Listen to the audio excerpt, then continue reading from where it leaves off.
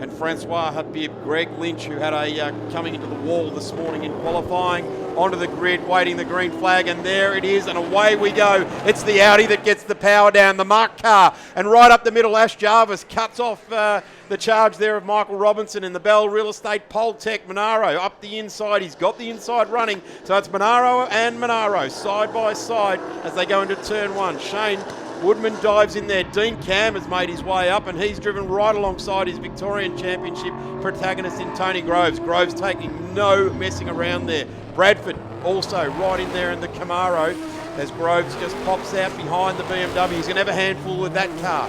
The Camaro charging. Cam's just lost a couple of spots. There's the RX-7 of Graham Gilliland in the Victorian Championship, and just in front of him was his old mate, Damien Johnson. Remember back in about 07, 08 in pouring rain, the little rotary powered car of Gilliland and that six-cylinder of Damien Johnson came right to the front of the field and won 2 that day. So if we do get any Melbourne weather like we've had for about the last 6 months, watch for those two. At this point in time, it's SB2s out in front or whatever other arrangement this Chevrolet they've put underneath them. There you go. There's a 6-cylinder there, mate, with a turbo. Come there on, is. Don't shoot that one down. I think Liam might have missed the start there. I was expecting big things from that car being turbo, but I think he may have just missed it and got gobbled up. So he's now playing the chase game. I tell you what, Dominic Beninka style in the Alpha all those years ago. Watch that turbo car in a straight line. Bradford looking out from behind the marked car. There's Dean Cam belching those flames out the side. The big guy, the number 66 from 5 Star Fencing, always looking good. The car's had a fresh paint job for this weekend, a good clean-up. It needed it, and that's what Dean is brought to the track. Darren Hossack had to drive that car yesterday, shaked it down for him, and we've got Dino out there at the moment. It's currently sitting in position number 8. Bradford's through. Groves now coming under pressure. Oh, and Michael Robinson in the 32 Poltec car has gone around. This is going to harm his national championship hunt, currently sitting 4th place. And he's got some points behind from Woodman, and Tomasi is going to drop off this point score as well. And the whole field now gets around as this is going to be about a 15-point turn. Mate, I was going to say that would be the longest wait that Michael Robinson has ever had to do in his life, waiting for every car to pass before he can turn that thing around. Like you mentioned, 15-point turn, he'll be back on his way. But how's Jordan straight on lap 2, 108.2? Not mucking around, is it? Have a look at this on the main straight now. There's John Ippolito. There goes Stuart Eustace, or Disco Stu to his mates. And here we go. Michael Robinson. Looks like the fire's gone out there. And the field is coming around to that point too. Our race leader looks to have already gone past that section of track here. The Landau signs, number 16. Double wave flags. Tony Groves has to yield as Michael Robinson is parked across. He's got it moving, which is great. He's got the fire lit and he's got drive. He's just dropped a lap though. There's the Monaro he was battling with. Great to have Ash Jarvis in this field, just inside the 10 in the championship on 172 points in the Precision International National Championship as Shane Woodman, who is currently 3rd. He will find his way into P2 in the championship. But at the moment, Brett, we're just watching a young man aboard that Audi just grabbing handfuls of points, aren't we? Oh, look, it's definitely Jordan's on top of his game. I'll give him all the credit in the world. I've done some sim racing with him and he's definitely a level above. He's done an amazing job driving that Audi for John Goulet and the whole team down there, and he doesn't, look, I might step on myself here, but he doesn't really put a foot wrong. He does what he needs to do, keeps wheeling it out. We've got Tony Groves here having a bit of a look at Shane Woodman. I reckon he's going to...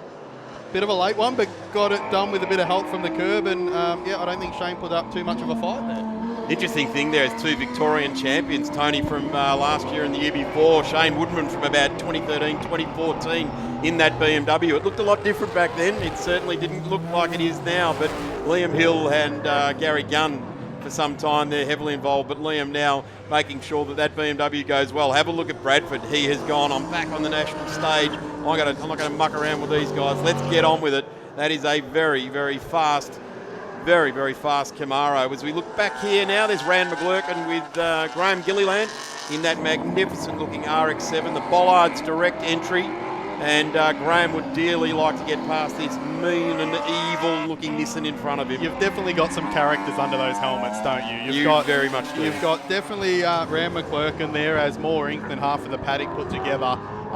And one of the greats of sports sedan racing, Graham Gilliland, out there, and as he does, he's out there and enjoying himself, doing the best he can, and obviously it's always great coming to a sports sedan race and seeing a family atmosphere.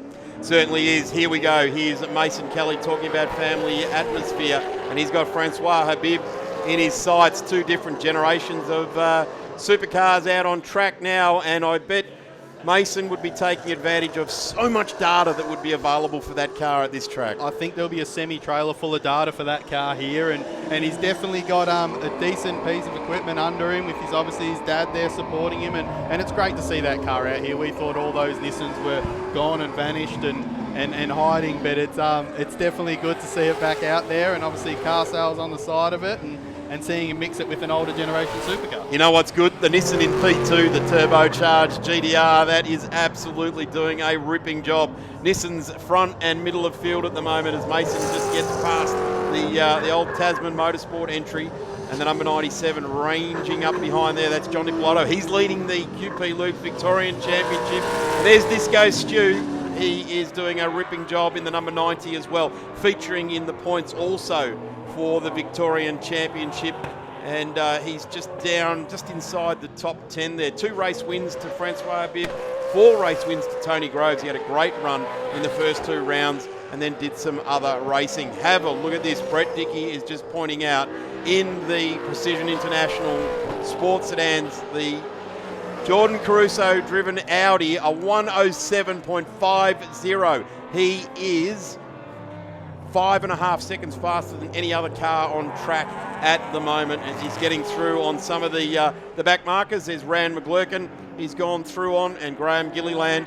And the interesting thing will be is that the last lap board is being displayed at this point in time, so he will get the checkered flag now.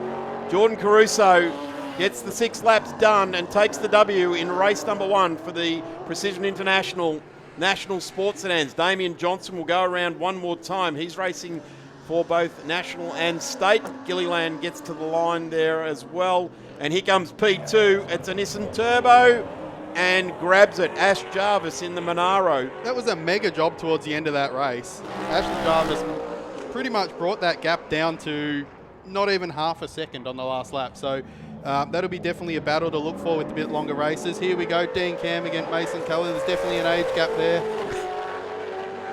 And certainly both willing, though, aren't they? Definitely absolutely both willing. Dean Cam gets to the line there in 7th, and Mason Kelly. So Jordan Caruso takes the W in race number 1 for Precision Intel.